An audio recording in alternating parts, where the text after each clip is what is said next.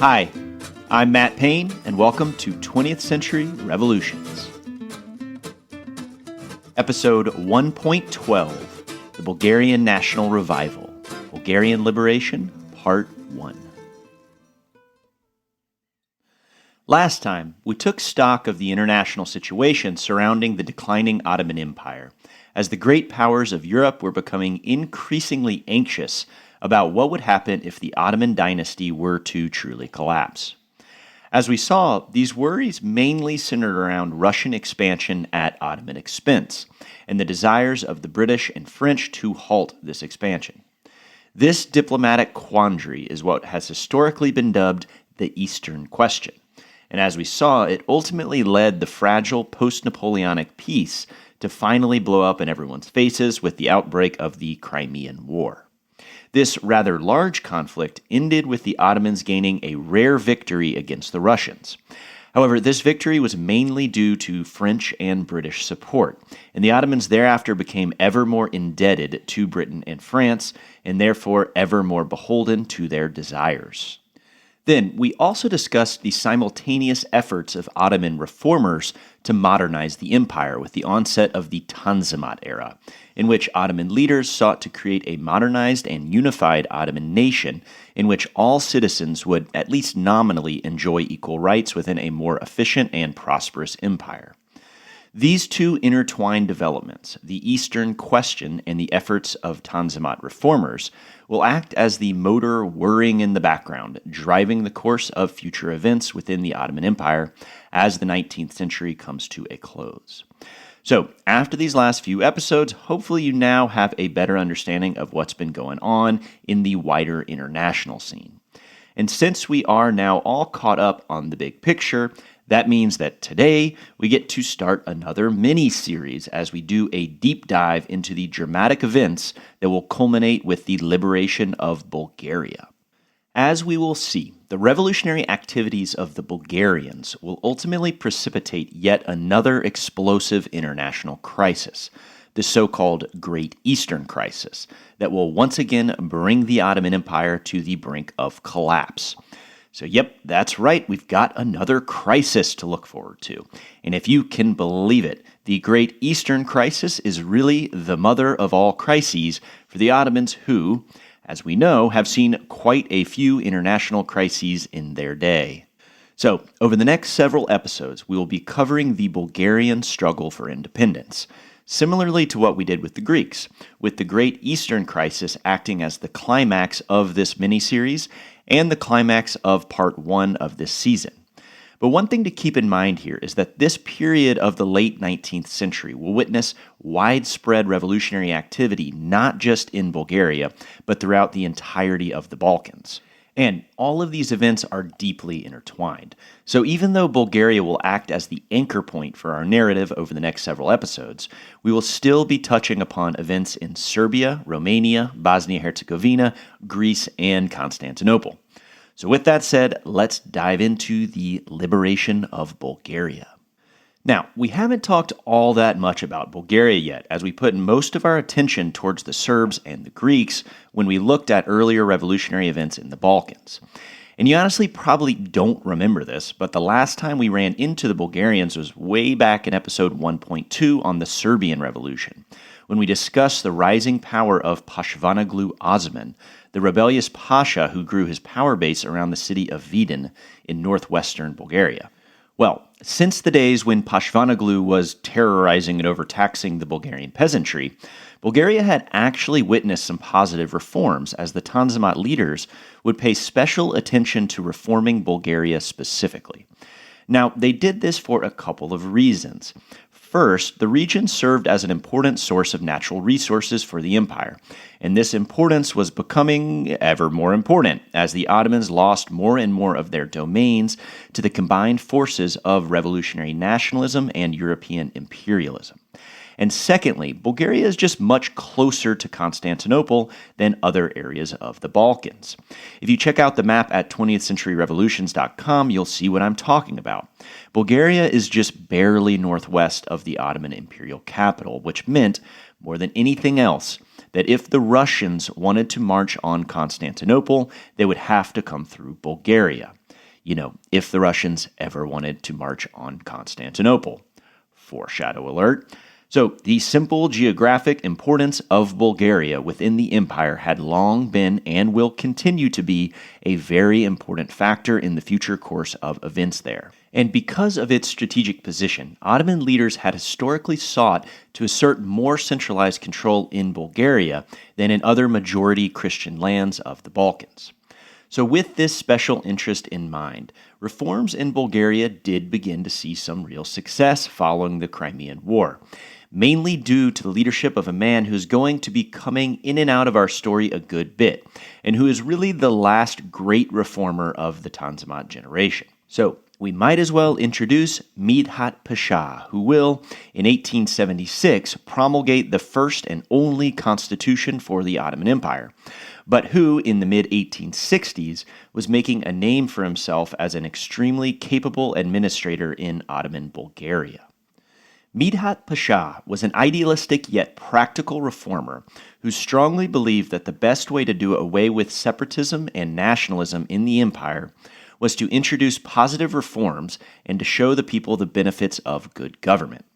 In 1864, Midhat was put in charge of a new administrative region called the Danube Vilayet, which covered a good amount of the territory in what would one day become Bulgaria, and which was basically an experimental pet project of the Tanzimat, where the region would be modernized, with the idea being that other regional leaders would follow Midhat's lead and learn from his experience reforming the Danube Vilayet.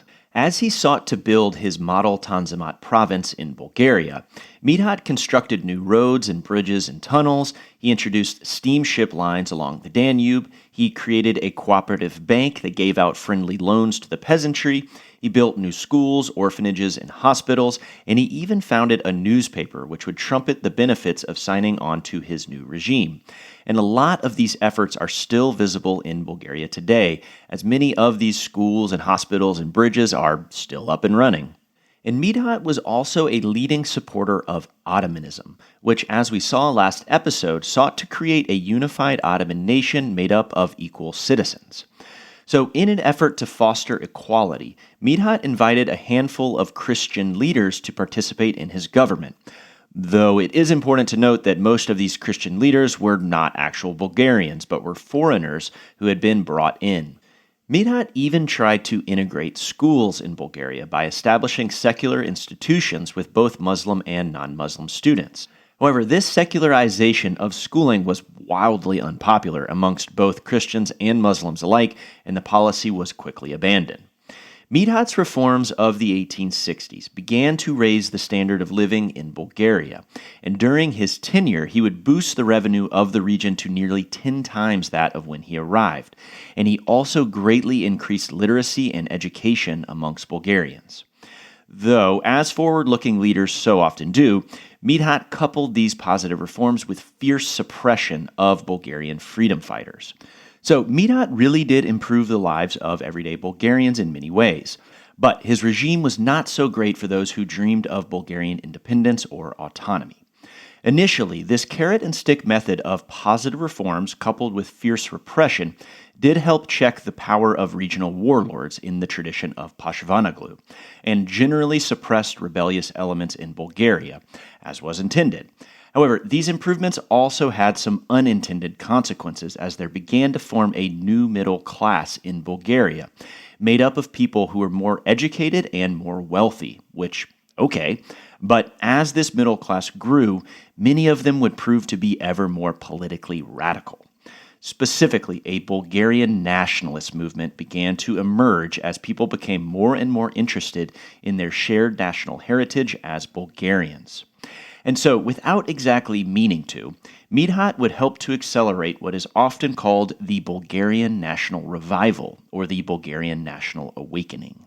The Bulgarian Revival was essentially a cultural and artistic movement in which more and more Bulgarians were becoming more and more interested in Bulgarian history, culture, and identity. Now, the Bulgarian revival has some deep roots, reaching all the way back to the mid-1700s.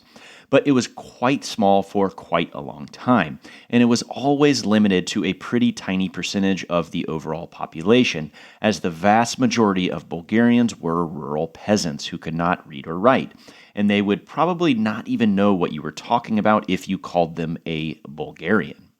As we saw in Greece, many peasants living in the Balkans at this time did not necessarily attach to a nationality or ethnic heritage in any way we would recognize today. And many peasants in Bulgaria actually called themselves Romans, much like their neighbors over in Greece, which did not mean that they had any sort of allegiance whatsoever to the recently established Greek nation.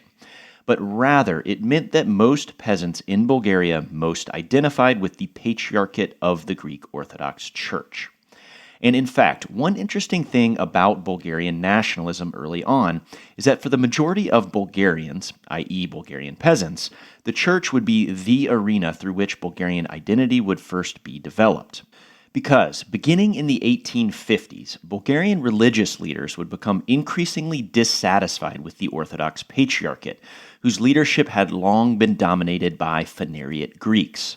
Now, you may remember that many of the leaders of the Philiki Etairia, who first launched the Greek Revolution, came from this elite aristocratic class of Phanariot Greeks. Well, the Phanariot Greeks who took part in the revolution were only a small segment of this community, and many Phanariot Greeks continued to live in and support the Ottoman Empire. And this was because they were one of the most influential and prosperous groups in Constantinople. And a big reason for their prosperity was their historic influence over the Patriarchate of the Orthodox Church. Now, last week we introduced the Ottoman millet system, the administrative division of the empire into ethno-religious groups. But one interesting thing is that at this point in the mid-19th century, Orthodox Bulgarians were still lumped into the same millet as Orthodox Greeks. But after the revolutions in Serbia and Greece made nationalism a thing, Bulgarian church officials began to chafe under the enduring stranglehold that Greeks held over the Orthodox leadership. Throughout the 1850s and 1860s, there would be an ongoing struggle between the Greek and Bulgarian sections of the Orthodox Church, as Bulgarians pressed for more autonomy within the Patriarchate. And an integral part of this struggle was teaching everyday Bulgarians about their shared national heritage in order to forge ethnic solidarity amongst Bulgarians as Bulgarians.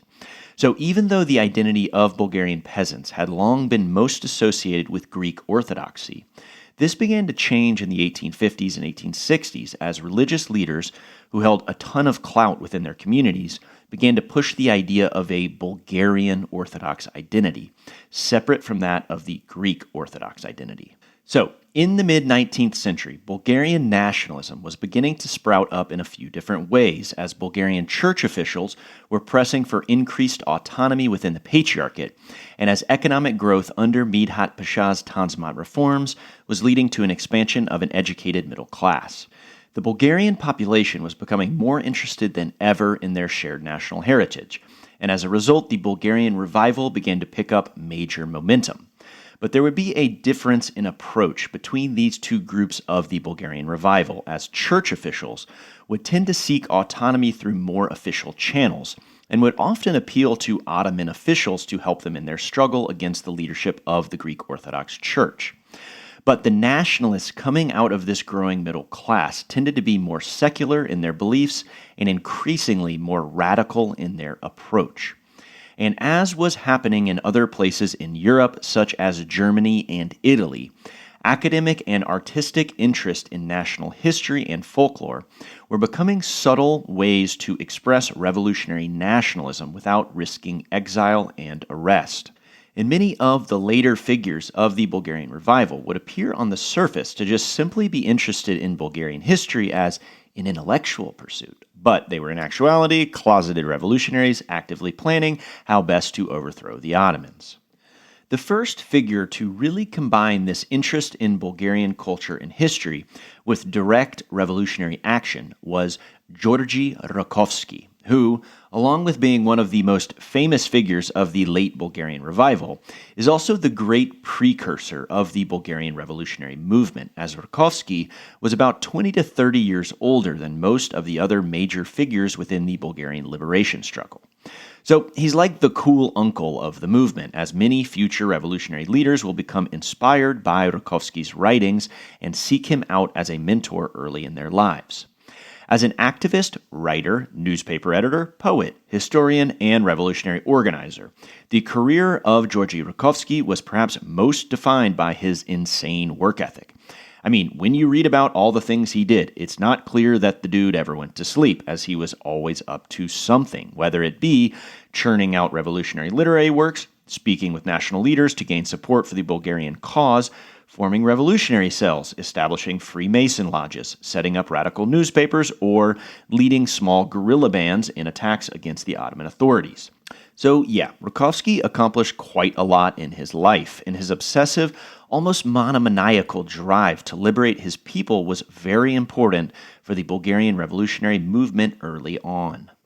Like many young Bulgarians with a promising intellectual curiosity, Rakovski began his education at a local monastery before being sent off to Constantinople to attend the Fenar Greek Orthodox College, which is the oldest and most prestigious Orthodox school in Istanbul, established way back in 1454, just after the Ottomans took Constantinople, and it remains a prestigious school to this day. Over the years, the school would become a center of Phanariot Greek life in Constantinople, and while attending the school, the young Rakovski would become involved in the early struggle to establish autonomy for Bulgarians within the Orthodox Church. But Rakovski quickly began to adopt some pretty different tactics than his mentors amongst the Bulgarian church leadership, as he would in 1841, at the ripe young age of 20, help to establish his very first secret revolutionary society whose goal was the liberation of Bulgaria. And this will become a real pastime for Rakovski, as he will establish secret societies for the liberation of Bulgaria basically everywhere he goes. But this first society would quickly be disbanded when the Ottoman authorities uncovered a plot to launch a revolt, and Rakovski, as the ringleader, would actually be sentenced to death. But since Rakovski had some good connections within the powerful Phanariot Greek community, having attended their prestigious school, his sentence was changed to mere exile to France. After living in Marseille for a couple years, Rakovski would sneak on back to his hometown in Bulgaria, working for a while as a lawyer and a merchant. And it was during this time that Rakovski began to write literature, a pursuit that he would continue for the rest of his life. Then, things began to change for Rakovski with the outbreak of the Crimean War. When Rakovski got word of this new war with Russia, he began putting together another secret society which hoped to use the war to further the cause of Bulgarian liberation. And then somehow these guys were able to land jobs as interpreters for the Ottoman military, being stationed along the Danube River on the present-day Romanian-Bulgarian border, where a lot of the early fighting happened. And then Rakovski and his little band of Bulgarian nationalists did what any sane person might have expected them to do. Rather than help the Ottomans to fight the Russians, Rakovski instead secretly launched a small pro-Russian rebellion in Bulgaria in hopes that the Tsar would return the favor and offer support for Bulgarian independence. And this was not some crazy far-fetched plan, as part of the Russian strategy during this campaign was to try and whip up anti-Ottoman revolts amongst Bulgarians and Serbs. But even so, Rakovski's itty-bitty rebellion was quickly swatted away, and then the Crimean War shifted from the Balkans to being fought around the Black Sea. After this little stunt, Rakovski was arrested by Ottoman authorities and once again sentenced to death. But since he couldn't really use his good connections to dodge 2 death sentences, he instead had to escape, and he would then go into hiding. And from this point on, Rakovski was more or less always on the run as a wanted revolutionary, and he would spend his time in exile doing what Rakovski did best, cranking out revolutionary literature and forming secret revolutionary societies basically everywhere he went. It was during this time of early exile, following his little Crimean War stunt, that Rakovski wrote one of his most famous literary works entitled The Forest Traveler. Written in 1854, but not published until 1857, The Forest Traveler is an epic folk poem about a Bulgarian man who tries to recruit followers to help him fight the Ottomans. So yeah, the poem was kind of just based on Rakovski's life as a revolutionary agitator. However, an important aspect of the poem is that it centers around the rustic Bulgarian mountain men known as the Hajduk, and Rakovski's poem would help to popularize and romanticize the Hajduk as noble Bulgarian freedom fighters. The Hajduk are kind of like a Slavic version of the Greek Klefs, as the Hajduks were historically armed bandits and highway robbers. The Hajduk could be found scattered throughout the Balkans, as well as in other areas of Central and Eastern Europe. So in this way, the Hajduk were not solely an Ottoman phenomenon, but in places under Ottoman rule, like Bulgaria, the Hajduk grew to become Robin Hood-esque characters who would steal from the Ottoman authorities and then give back some of their loot to the Orthodox Christian communities, who would often feed and shelter the Hajduk in return for a share in the spoils. Rakovski's poem, The Forest Traveler, depicts a band of Hajduks as they fight against Ottoman rule. And the poem contains a bunch of nationalistic themes about the power of a united Bulgarian people. And the main character, the leader of a Hajduk band, spends a ton of time calling upon the people to join him in his struggle to throw off the Ottoman yoke. Notably, within these proclamations, Rakovski made use of the phrase freedom or death, which he likely translated from the similar phrase used by Greek revolutionaries. And moving forward, freedom or death will become the motto of countless revolutionary organizations across the political spectrum and in many different areas of the Balkans, which points to the widespread influence of Rakovski's work. With revolutionary slogans and calls for armed rebellion, the poem is pretty transparently a work of anti-Ottoman revolutionary propaganda. And this might help explain why Rakovski originally wrote the poem in an archaic form of Bulgarian, because, well, this would help it slip through the censors. But this archaic language, of course, also made the work, pretty hard to read, at least for the small percentage of people who could even read in the first place. But even so, the poem would go on to be very influential. Rakovski's poem is often considered the first literary poem written in Bulgarian, and a ton of the future Bulgarian revolutionaries will similarly dabble in poetry as revolutionary poems became a centerpiece of the Bulgarian national revival. In 1861, Rakovski would leave his hideout in rural Bulgaria and head for nearby Serbia, where he would begin to put into practice many of the ideas he had been writing about over the past 5 years while in hiding. And now that Rakovski is over in Serbia, let's catch up on what's been going on with the Serbs. You may remember that Serbia had technically remained under nominal Ottoman suzerainty after the Serbian Revolution. However, by the 1860s, the Principality of Serbia was becoming ever more independent of the Ottomans. Now, you may also remember that the rivalry between Miloš Obrenović and Karađorđe, the two principal leaders of the Serbian Revolution, had left in its wake a dynastic struggle between two competing royal families, Obrenović and Karađorđević, that would last for decades. Well, at this point, Miloš Obrenović's son, Michael Obrenović, had been anointed Prince of Serbia in 1860, this being his second time serving as prince, as he had been deposed 2 decades earlier in 1842 by Karađorđe's son. So, Serbia is now back under the Obrenović dynasty after having been under the Karađorđević dynasty for 16 years. When Prince Michael Obrenović returned to the Serbian throne, he decided that he wanted to, once and for all, expel the last of the Ottoman military garrisons from Serbia, as he wanted to use this removal of the imperial army to gain further autonomy for the principality. Originally, the light presence of Ottoman troops in Belgrade had been one of the treaty conditions agreed upon when Serbia initially won their autonomy in the Serbian Revolution. However, during and after the Crimean War, the great powers had agreed to allow an increased presence of Ottoman soldiers for security purposes, in part due to the forced migration of Muslim refugees who were fleeing the violent reprisals of the Russian Empire during and after the Crimean War. As you might expect, this increased presence of Ottoman soldiers was taken as an insult by the proud Serbian leaders. So, Prince Michael had begun hatching some secret plans to make war against the Ottomans.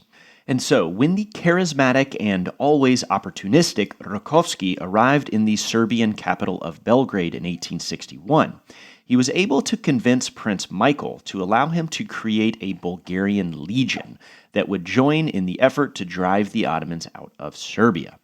And to recruit soldiers for his revolutionary fighting squad, Rakovski published the now famous Plan for the Liberation of Bulgaria, and the dissemination of this plan led over 500 Bulgarians to flock to Belgrade, many of whom had been living as exiles in Romania.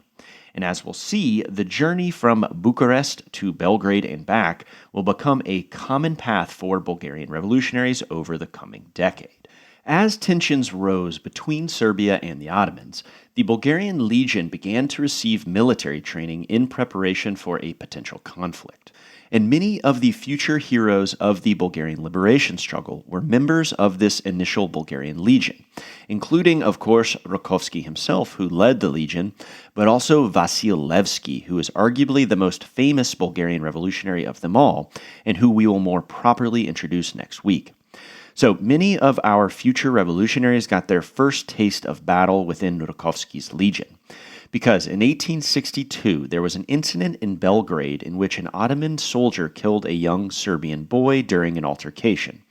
This murder led to anti-Ottoman riots breaking out amongst the Serbs of Belgrade. Then, allegedly in an effort to control the chaos, the Ottoman military stationed outside Belgrade began bombarding the city. And during this little riot, the Bulgarian Legion would help to defend the Serbs of Belgrade against the Ottomans. And though this was very light skirmishing, this would give baby revolutionaries like Vasil Levski their first taste of battle. All of this chaos in Belgrade actually led to a minor international incident, and the great powers, yet again, swooped in to handle the situation. This all led to a conference being held in Constantinople, where Prince Michael quite skillfully appealed to the great powers and negotiated a settlement in which it was agreed that all Ottoman Muslims would be forced to leave Serbia. Then, after some more hard bargaining, the Grand Vizier also agreed that Serbian troops would be allowed to replace Ottoman soldiers in the military garrisons, and that these garrisons would be permitted to fly the Serbian flag. So, this offers a nice glimpse into how the great powers at this point were really just dictating terms to the Ottomans. And the Serbs are clearly taking some major steps towards complete independence, because it had just been decided that the entire Turkish population would have to leave Serbia. And this would really begin what would be a long, drawn-out, and bloody process by which Turkish Muslims living in Serbia would be driven from their homes as Serbia became more independent. But for our friends in the Bulgarian Legion under Georgi Rakovski, as part of the negotiations with the Sultan, it was agreed that the radical Bulgarian Legion would have to be disbanded, and the members of the Legion were exiled from Serbia. So, Rakovski and many of his comrades were exiled to Romania, and Rakovski would live the rest of his life as an émigré in Bucharest, capital of the newly united Romanian Principality. So now that Rakovski has made it to Romania, let's talk about Romania. Now, for the entirety of this season, I have been referring to Romania as the Danubian Principalities because that's what people called it. But some clarification is now needed. The Danubian Principalities actually refers to two different and autonomous political units, Wallachia and Moldavia. Though the histories of these two principalities have long been wrapped up in one another, which points towards why diplomats often refer to Wallachia and Moldavia simply as the Danubian Principalities. And as we briefly noted last episode, the principalities had been one of the few places where the nationalistic revolutions of 1848 that erupted all across Europe had infiltrated the Ottoman Empire. This was mainly because the Danubian principalities existed in sort of a different space than Bulgaria and even than Serbia. The on-the-ground experience of Romanians living in Wallachia and Moldavia was at this point less defined by exploitation at the hands of, say, Ottoman tax farmers or religious persecution by Muslim elites, which was the experience of many Bulgarians. Rather, Romanians had over the years become frustrated by the ongoing presence of the Russian Imperial Army and the meddling of Russian diplomats in their politics. So, whereas Bulgaria, Serbia, and Greece all historically looked to Russia, their Orthodox benefactor, for aid in their struggle against the Ottomans, the Romanians had already been quote-unquote liberated by the Russians in 1829 in the aftermath of the Greek Revolution. But this liberation really meant the occupation of the principalities by the Russian army. And then, even after the army left, the Russians continued to pull the strings of Romanian politics, always making sure their chosen candidates would hold important positions, with the most important position being the hospodar, or prince, of each principality. So, in 1848, a nationalist revolution in Wallachia successfully dethroned the Russian-backed Wallachian prince, and the revolutionaries then established a provisional government that was actually modeled after the Second French Republic. And the Wallachian Revolution is especially interesting in this way because many of the revolutionary leaders had spent a ton of time in Paris, bumping shoulders with the political radicals there. So that when the February Revolution broke out in France in 1848, several Romanians who were living in Paris at the time actually took part in the revolution and helped the Parisians overthrow our old friend Louis Philippe, King of the French. And then, after witnessing the establishment of the Second French Republic, several of these Romanian immigrants would head back home to Bucharest and be instrumental in launching the Wallachian Revolution that very same year. So, from the beginning, Romanian revolutionary politics were much more directly influenced by the radicalism of Western Europe centered around Paris. Along with Parisian radicals, the Romanian revolutionaries were also influenced by the Italian revolutionary group, the Carbonari, who had the unification of Italy as one of their main goals. These Romanian nationalists similarly dreamed of uniting the principalities of Wallachia and Moldavia into a single Romanian nation. However, even though the Wallachian Revolution did see early success when they overthrew the Russian-backed prince, things would pretty quickly begin to fall apart when a parallel revolution in Moldavia failed, as the Russian army quickly swooped in to crush the rebels, likely because they had seen what was happening over in Wallachia, and they wanted to make sure to crush this rebellion before the revolutionaries could gain any momentum. Then, after subduing the rebels in Moldavia, the Russian army crossed into Wallachia, and with the help of the Ottomans, they deposed the Romanian nationalist government and appointed a new Wallachian prince, who the Russians and the Ottomans both agreed was a sensible and safe choice. So, like most of the other revolutions that year, the 1848 revolution in Romania ultimately failed because the Russians, acting as the anti-revolutionary police, came in and squashed them. However, the revolution had started rolling the old nationalist boulder down the hill, and specifically, the issue of unifying Wallachia and Moldavia now had so much momentum that it would ultimately prove to be kind of unstoppable. So, you may remember from last time that the Crimean War had actually started when the Russians had invaded the Danubian principalities, and specifically the Russians had invaded Wallachia. Well, once the Russians lost the Crimean War, they were forced to remove all of their troops from the Danubian principalities. And as a result, the Romanians were given a greater amount of autonomy and self-control over their government. It was also decided during the peace talks that there would be some sort of referendum down the road that would allow a certain amount of popular sovereignty, with the Romanian people ultimately deciding the fate of their provinces and whether or not they should be joined. But this was a fragile issue within great power politics, and so it kept getting kicked down the road, until in 1859, the Romanians decided to take things into their own hands. That year, the great powers had allowed for new elections to be held in both Wallachia and Moldavia, though it is important to note that these elections were meant to be separate events. This is important because the elections brought about a pretty unexpected result when both Moldavia and Wallachia elected the same man to be their prince, a man named Alexander Cuza, who had actually taken part in the Moldavian Revolution of 1848. It had since then been a strong advocate for unification. So, even though the great powers had been trying their darndest to put off indefinitely the issue of Romanian unification, Prince Cuza was now the leader of both Moldavia and Wallachia, and for all intents and purposes, Romanian unification had been achieved. There would be a brief period of political limbo, but everything became official in 1862, when Cuza was proclaimed Prince Regent of a now united Romania. So that's right, folks, we will no longer be talking about the all-important Danubian principalities, but we will instead be talking about Romania.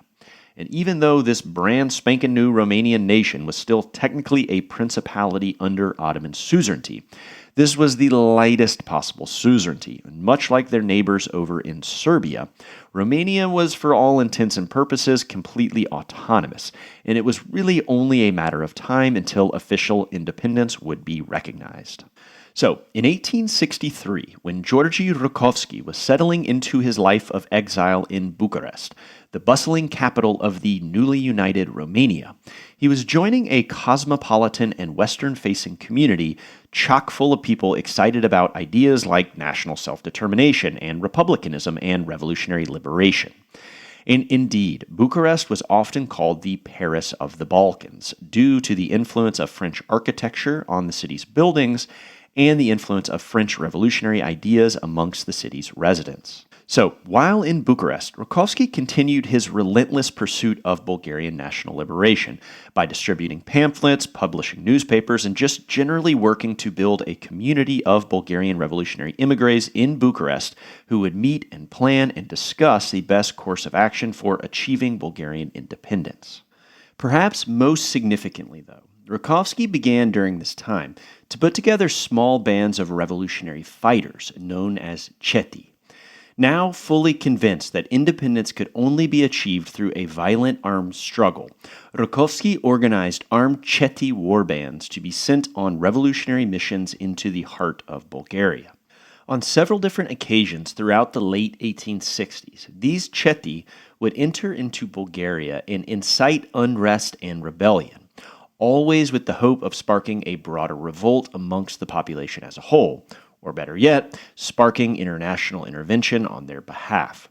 Almost as a rule, though, these cheti uprisings would quickly be squashed by the much more powerful Ottoman imperial army. So, at least in the short term, these little adventures primarily led to the deaths of many young, promising Bulgarian revolutionaries and brought about very few tangible results. However, Rakovski's efforts to organize these armed cheti would become important in creating links of solidarity amongst Bulgarian revolutionaries from different walks of life. At first, many of the revolutionary fighters organized under Rakovski's leadership in Bucharest came out of the ranks of the old Bulgarian Legion, whose members had been forced to leave Serbia much like Rakovski. But now, Rakovski was beginning to make more and more connections within Bulgaria itself, especially amongst the leaders of the armed Hajduk bands, the Robin Hood-esque bandits who had inspired Rakovski's poems some 10 years earlier. As Rakovski made connections with Hajduk leaders, known as the Voivodi, he worked hard to direct their efforts more and more towards coordinated revolutionary action as opposed to sporadic armed robbery of Ottoman officials. And one of the most important of these Hajduk leaders was a man named Panyot Hitov, who would become legendary not only as a fierce revolutionary voivodi, but also for his mustache, which was even more epic than Rakovski's mustache, and that is saying something. I mean, Hitov's mustache extended like half a foot beyond his face in both directions. That is not a guy you want to mess with. As Rakovski built his revolutionary network from his home base in Bucharest, he would correspond with Hitov for several years, with Hitov providing an anchor for Rakovski amongst the Hajduks, and Rakovski helping to transform Hitov from being a mountain bandit to being a full-blown revolutionary. This budding relationship would culminate in 1867, when Rakovski made an official proclamation to his revolutionary agents, in which he named Hitov as the chief voivode, pointing to Hitov's growing importance amongst the revolutionary haiduks in Bulgaria. Through fostering connections such as these both inside and outside of Bulgaria, Rakovski had by 1867 successfully constructed the skeleton of a Bulgarian revolutionary network based in Bucharest, and this network had begun to include Bulgarian revolutionaries from a broader swath of society, including educated middle-class intellectuals such as Rakovski himself, as well as battle-tested haiduks from the Bulgarian hinterlands, like Panyot Hitov. But sadly, Rakovski's work would have to be carried on by future revolutionaries, because his life would tragically be cut short in October of 1867, when he died of tuberculosis. Georgi Rakovski had been tirelessly pushing for Bulgarian national liberation for some 30 years, and towards the end of his life, his efforts had finally begun to bear fruit, as his revolutionary network of émigrés and haiduks was finally beginning to grow in size and influence. And shortly before Rakovski's untimely death, the revolutionary leader would make a fateful recommendation to his mustachioed haiduk friend, Panyot Hitov. While in Belgrade, Rakovski had been impressed by an energetic young man named Vasil Levski, who had served under him in the Bulgarian Legion. And Rakovski would select Levski as the standard bearer of Panyot Hitov's Chetty warband. And though he was just now making a name for himself, it would be Vasil Levski, more than anyone else, who would carry on the work of Georgi Rakovski, as Levski continued to build a network of Bulgarian revolutionaries across the Balkans, and even more importantly, within Bulgaria itself. So, next week we will see Rakovski's legacy live on through Vasil Levski and his revolutionary compatriots as they form the Bulgarian Revolutionary Central Committee, an organization whose efforts will spark numerous uprisings throughout Bulgaria and ultimately create the conditions for the liberation of the Bulgarian nation, and in the process bring the Ottoman Empire yet again to the brink of collapse.